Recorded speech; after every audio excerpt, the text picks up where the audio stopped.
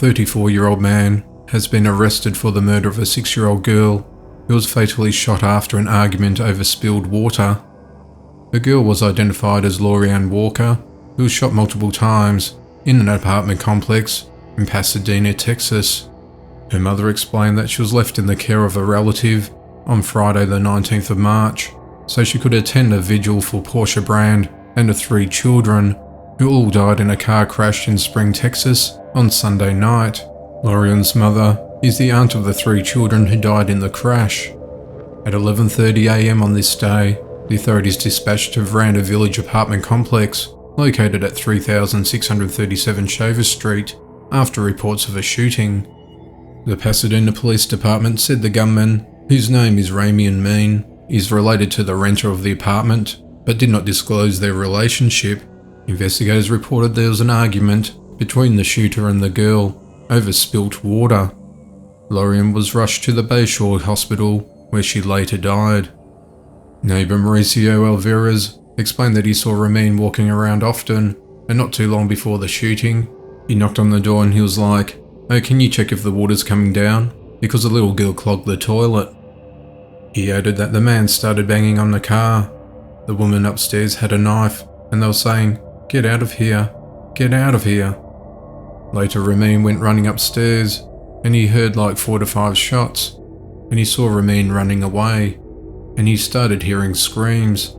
After fleeing the scene, Ramin was arrested and charged with capital murder the following day, and remains in custody with no bond.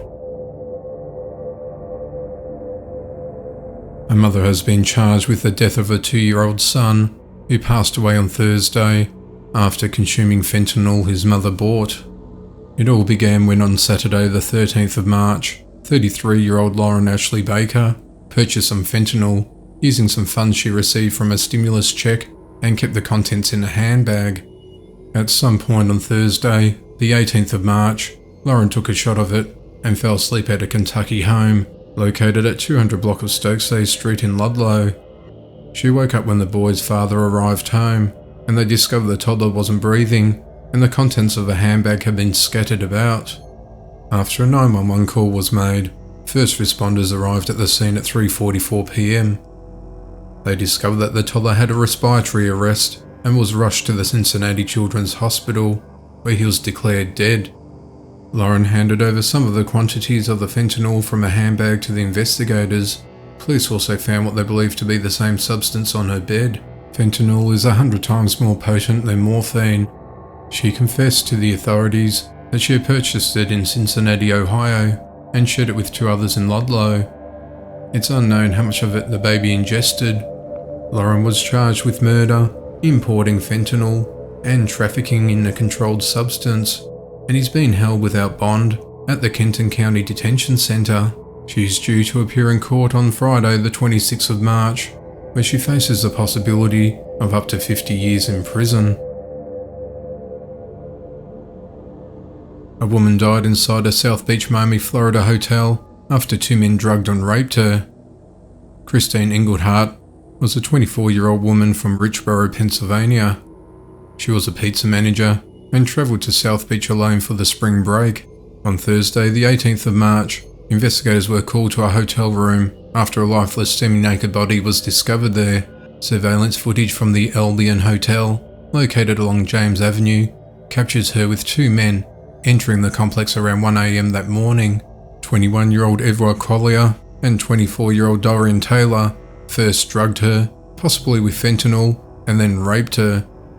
They then stole a cell phone, cash, and credit cards as soon as she fell unconscious. They left her for dead, as hotel cameras caught the pair exiting the premises about an hour after they arrived.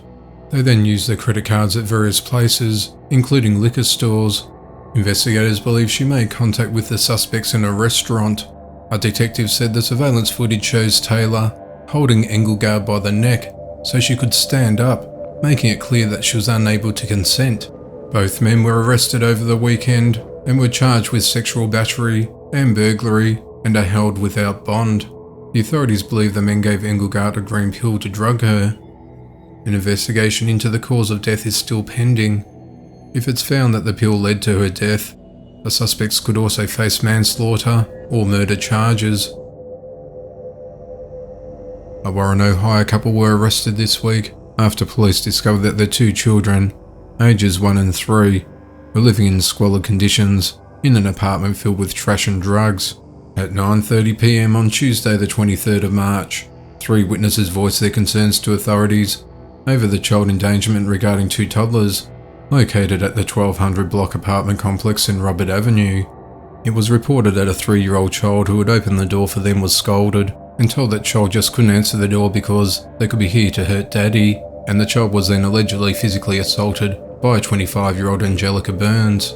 They also told the police the apartment was in a messy condition and they helped clean the residence, leading to the discovery of syringes behind a couch and near a door. The witnesses then returned about a fortnight later and found the apartment in an unsanitary state. They claimed a woman related to 25-year-old Tommy Couch was there this time, who they called a meth head, was allegedly using the bedroom at the residence to prostitute herself. The authorities paid a visit to the apartment and knocked on the door several times, with no answer, so they used the unlocked door to gain entry. Tommy Couch was arrested on an outstanding burglary warrant and allegedly told officers everything in the apartment belonged to him. Deputies reported the unit emitted a foul stench of sewage and feces that was teeming with gnats.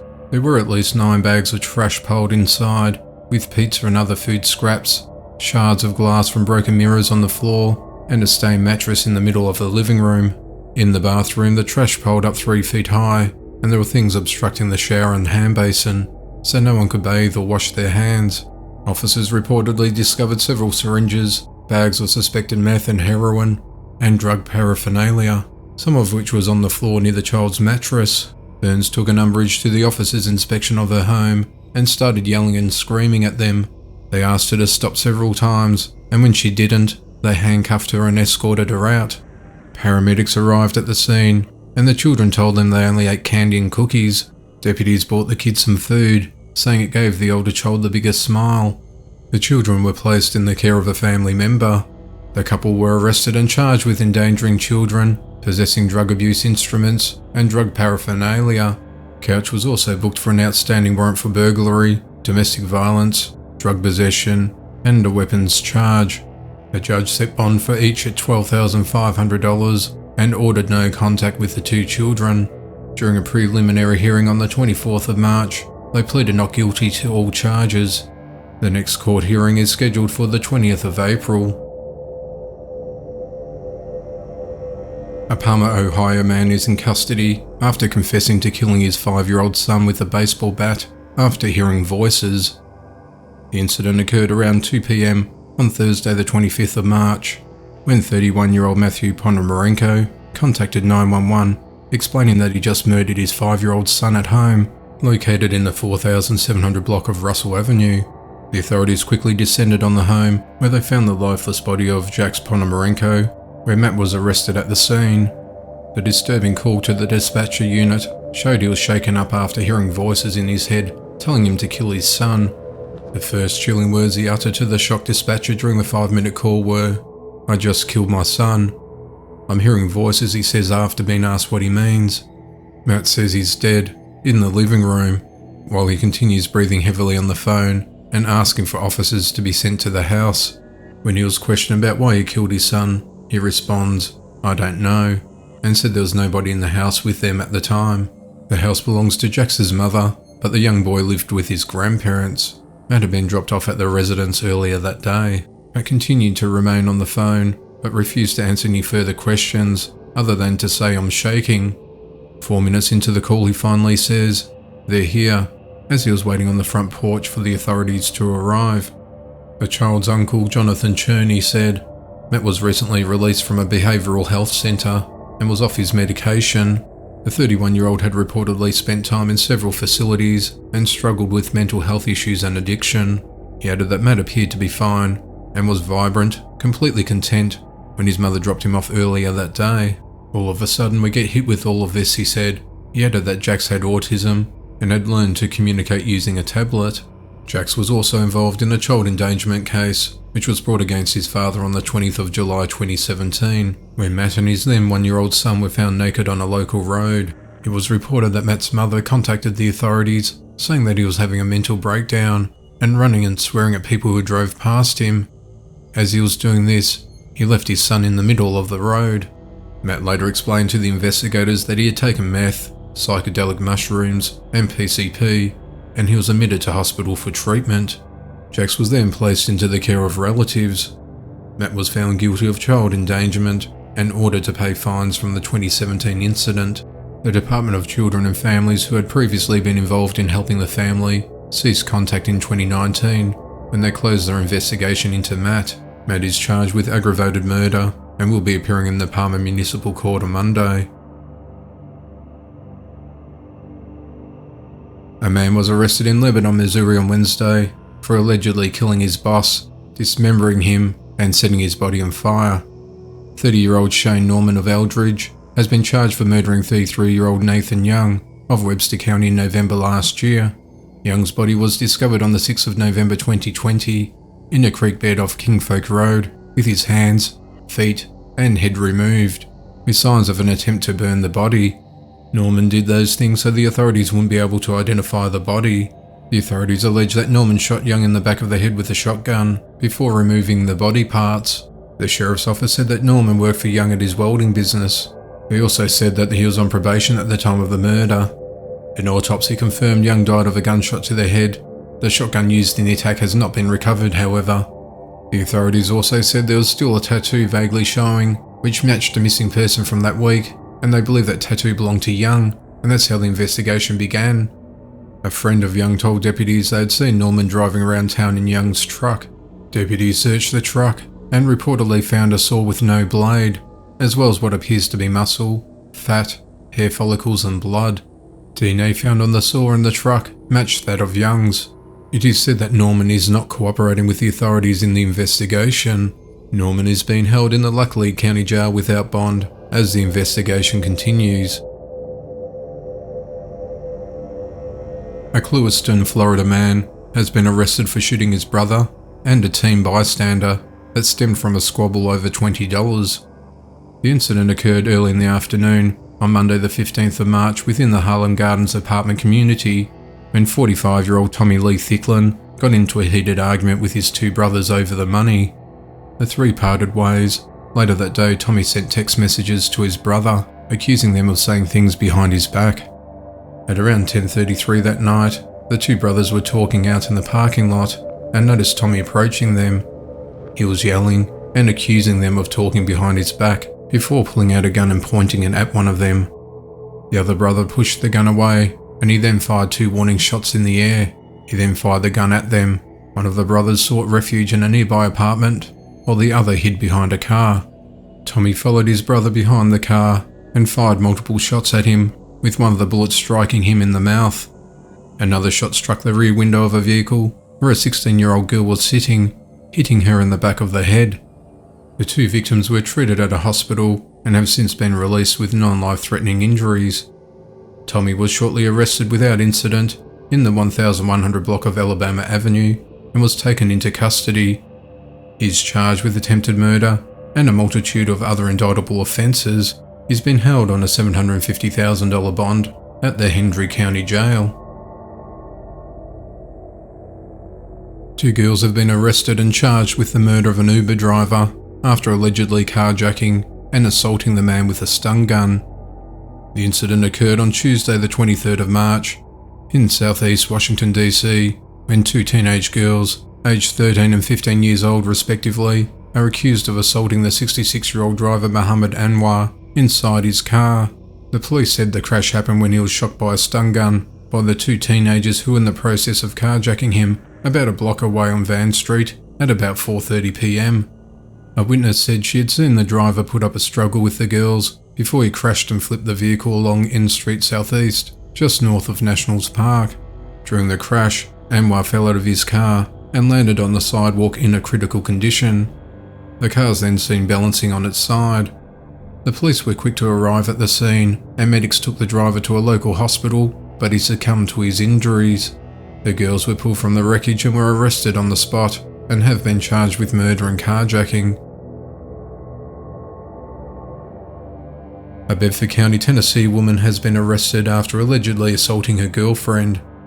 Police were called to a home in Fake Creek Road and arrested 23-year-old Lillian Barnett on Thursday the 18th of March after she attacked her roommate. She told detectives that she assaulted her because they got into an argument which started over chicken nuggets, but she wouldn't elaborate any further. As officers took Barnett into custody, she started screaming. While inside the patrol car, she tried kicking the window out and repeatedly banged her head on the window. As she was being escorted to the Bedford County jail cell, she bit the officer on the right arm. She had previously told the authorities she had hepatitis C. Barnett has been charged with aggravated assault on a deputy, domestic assault, and disorderly conduct. Her first court appearance is scheduled for the 31st of March. The Raleigh police have arrested 27-year-old Jacob Vandenberg, wanted for attempted kidnapping, aggravated assault and damage to property. At 9:15 p.m. on Saturday the 20th of March, the authorities descended on South Saunders Street after receiving a series of disturbance calls. According to the police, the suspect was using a chainsaw to menace his victims along South Saunders Street. He was wearing a dark green baseball bat, a long white coat, dark jeans, and white shoes. He fled in a dark-coloured vehicle. It was said that he stopped his car at different locations, got out and revved the chainsaw. He stopped at 3 motels in close proximity to one another. A Super 8 motel worker contacted the authorities after seeing a man with a chainsaw in his hand. Police said the man waved a chainsaw around, threatening people at a Red Roof Inn, a Super 8, and a Claremont Inn in Raleigh. A staff member at the Red Roof Inn called the police, but said he left before the officials arrived. One witness told police that the suspect approached him to ask for tobacco, but then turned the chainsaw on. Lowe's Home Improvement Store in Garner reported that its entrance was rammed and broken into again, and another chainsaw was stolen. It's unknown exactly how many were stolen and how many were used in the terrifying attacks. The police also alleged that Jacob kidnapped and assaulted a woman, but did not disclose any details other than someone heard her screams and called 911. The next morning, Vandenberg was arrested by Raleigh police. He faces 9 charges, including going armed to terrorize people, kidnapping and assault. He's been held under a $270,000 bond. Authorities have identified the suspect in a shooting that killed 1 person and wounded 7 others inside a crowded Northwest Dallas nightclub. The incident occurred at 1:30 a.m. on Saturday the 20th of March, when officers were called to PRYME Bar, located at 10,333 Technology Boulevard in Dallas, Texas. When the authorities arrived, they found 8 people shot, 5 women and 3 men, ranging in age from 18 to 46. Of those victims who were shot, all survived except for one. Her name was Daisy Neverett, and she was a 21-year-old woman who died from gunshot wounds, whereas the other 7 victims' conditions ranged from good to critical. Investigators determined that an argument had broken out between 2 people inside the venue and after a witness tried to intervene. It was said the shooter walked in through a side door and came to blows with another man near the front. The 2 fought near the entrance, then 9 to 12 shots rang out. The music cut off and people started panicking, shoving one another in a scramble to get out the back door. Piles of blood-stained rags and clothes, shards of glass and bottles of alcohol were littered around the club. A light pink hill that employees say belonged to one of the victims sat near the entrance by a pile of stained clothing. The authorities identified 21-year-old Jonathan Lackery Terrell Rogers as the suspect. He currently remains at large and is wanted on 1 count of murder and 7 counts of aggravated assault with a deadly weapon. He is described as an African American, standing at 5 feet 8 inches tall and weighing about 170 pounds. He has dreadlocks, a blue shirt, a hat and a jacket. Police said he's considered armed and dangerous. The woman has been fatally shot by her ex-boyfriend after ambushing her outside her home before turning the gun on himself. Bao Yang was a 39-year-old woman and mother of 2. She worked 3 jobs to support her 2 sons and recently finished studies to become a nurse, but she somehow crossed paths with a 39-year-old man named Duo Lau, who had a sex offender history. At 8:30 a.m. on the 20th of March, police responded to Yang's home after a 911 call was received. regarding shots fired, located at 1920 Montana Avenue East in St. Paul, Minnesota. When authorities arrived, they found a single mother of two had suffered gunshot wounds after her ex-boyfriend Lau opened fire on her outside her home before turning the gun on himself. Lau was pronounced dead at the scene, however Yang was taken to hospital where she succumbed to her injuries. A shotgun and a handgun were found at the scene, and the incident was treated as a murder-suicide. It remains unknown how the two met. Lau was a registered sex offender for a conviction for sexual assault of a child in 2003 in Wisconsin. He was released from prison in 2014. Yang had made a number of complaints about Lau to the authorities, accusing him of relentless harassment. They have been called to her address 15 times in the last year, with 3 of those times relating to domestic abuse. In July of 2019, Yang broke up with Lau, citing that they were incompatible. On the 16th of August 2019, Lau had barged into her home, smashed her phone to stop her calling 911, threw her on the couch, raped her, and then shaved her head. Yang went back and forth between pursuing and withdrawing charges against Lau. Late last year, Lau held a teenage girl against her will, plied her with alcohol, and forced her to engage in sexual activities with him. He walked free 2 days later after posting a $10,000 bond on the 1st of March, before shooting Yang and himself weeks later.